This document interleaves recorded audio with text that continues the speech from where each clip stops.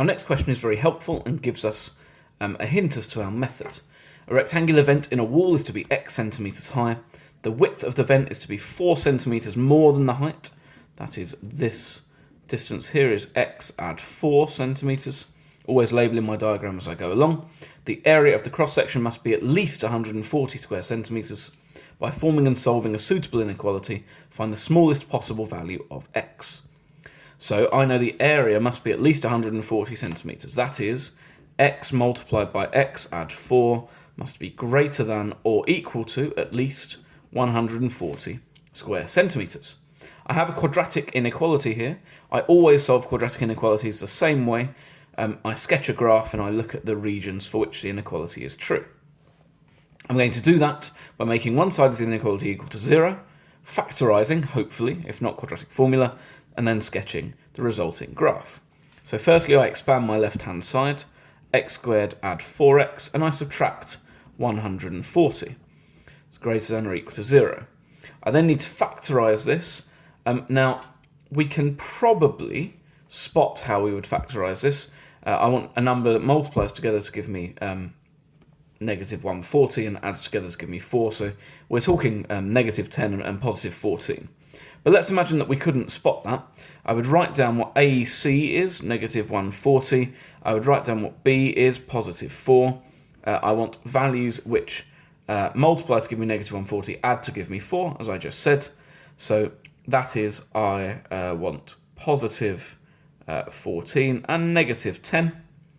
And then I would write this therefore as x squared add 14x subtract 10x subtract 140 is greater than or equal to 0. And I take out the highest common factor of my first two terms, which is just x. So I have x add 14. And I'm going to do exactly the same here. And I want to end up with x add 14 here. So I have negative 10. It's greater than or equal to 0. And then I can take out a factor of x add 4, and I'm left with x subtract 10 is greater than or equal to 0. Now, as I say, we probably didn't need to do that here, but worth demonstrating the method in case our mind goes blank in the exam. I'm now in a position to sketch my graph. I have a positive quadratic, so a positive parabola because the coefficient of x squared is greater than 0. And I'm intersecting my axes at negative 4 and positive 10 because that's when y would be equal to 0. And I want the situations where my graph, my y value, is greater than or equal to 0. That's this point here and this point here. So that is where x is less than negative 4 or where x is greater than 10. You'll notice union from probability. But then we think about the context of the question. X must be greater than 0, or we don't have a gap in the wall. Therefore, the only possible result is x is greater than 10, and that is my final answer. And I should tell an examiner why I'm making that decision. Question 14.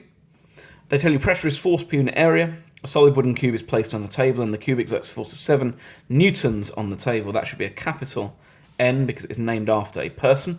The pressure on the table is 700 newtons per square metre. Again, capital N.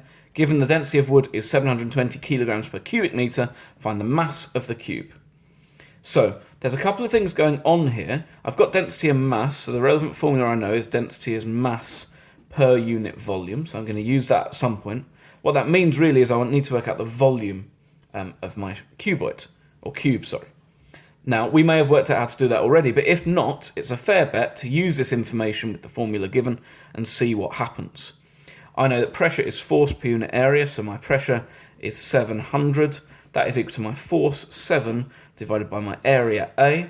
So I can solve for my area, multiply by A, divide by 700. A is 0.01, and looking at my units, square metres.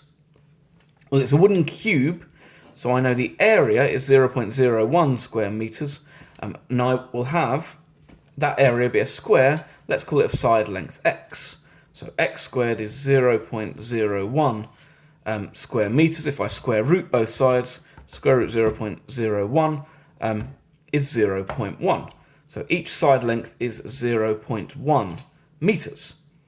That now allows me to work out the volume for my relevant formula. So my mass is my density, 720 kilograms per cubic meter, multiplied by my volume, 0.1 cubed, because I have 0.1, 0.1, that's my area, and then 0.1 here, as well as my height.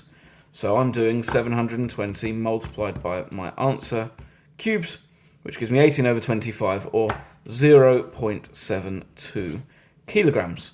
And that makes a reasonable amount of sense, given the force and the pressure that we're talking about. So quite a physicsy question, but hopefully a fairly simple way to gain 4 marks just by playing with the formulae that we know are relevant.